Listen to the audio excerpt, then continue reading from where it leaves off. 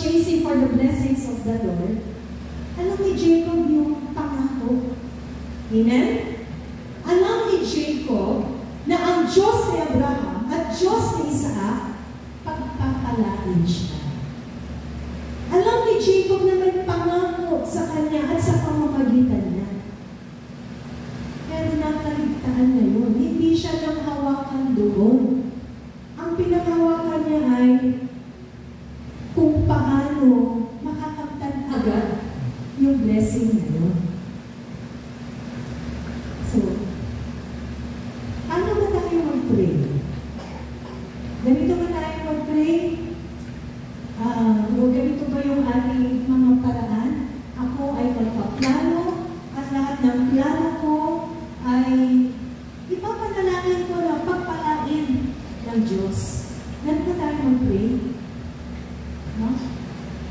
Or ang ating bang paraan ay magpaplano ako o mananalangin ako, hihingin ko ang plano ng Diyos at gagawin ko. Ganun ba yung ating kaparaanan? Pero meron pang choice number 3. Hihingin ko ang kalooban ng Diyos. No? Aalamin ko ang gusto ni Jesus. At magtitiwala ako na siya ang gagawa nun sa buhay ko. At hahakbang ako ng may pananampalataya. Amen? Ang hahakbangan pala natin, yung gusto, yung pinagagawa, yung kalooban ni Lord, at magtitiwala ka sa Kanya pangako.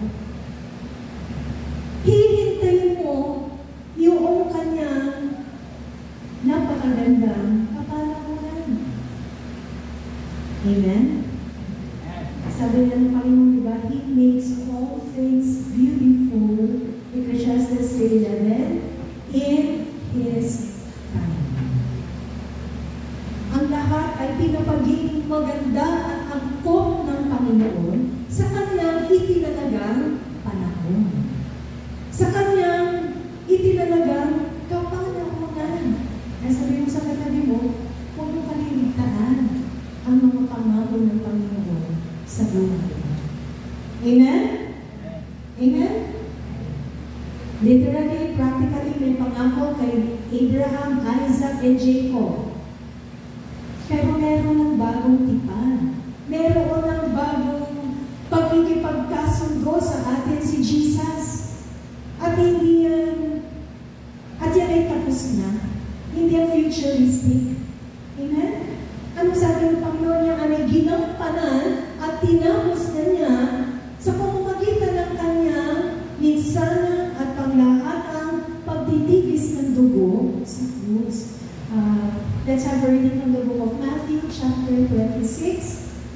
Matthew chapter 26. Everybody, let's read. From 26 to 30. And as they were eating, Jesus took bread and broke it and gave it to the disciples and said, "Take, eat, this is my body."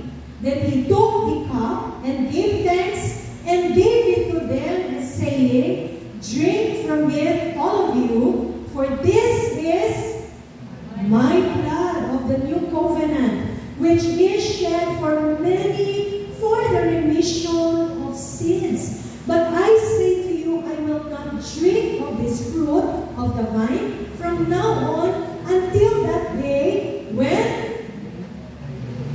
I drink it new with you in my Father's kingdom." And when they had sung a hymn, they went out to the Mount of Olives. Pagpakan nga muna natin si Lord. Kung merong promised land para kay Abraham, Isaac, and Jacob, we have more than a literal promised land. Amen? Meron tayong more than kumbaga ay physical blessings. We have eternal life in Christ. We have salvation in the Lord Jesus Christ. We have eternal glory and eternal rewards in the Lord. Amen?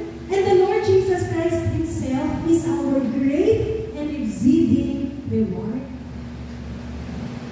Noon, si Jacob, halos ikamatay na yung pag-angkin doon sa ipinangako. Nasa sarili ng paraan ay gusto niyang makamtan. Pero may sinasabi dyan si Lord,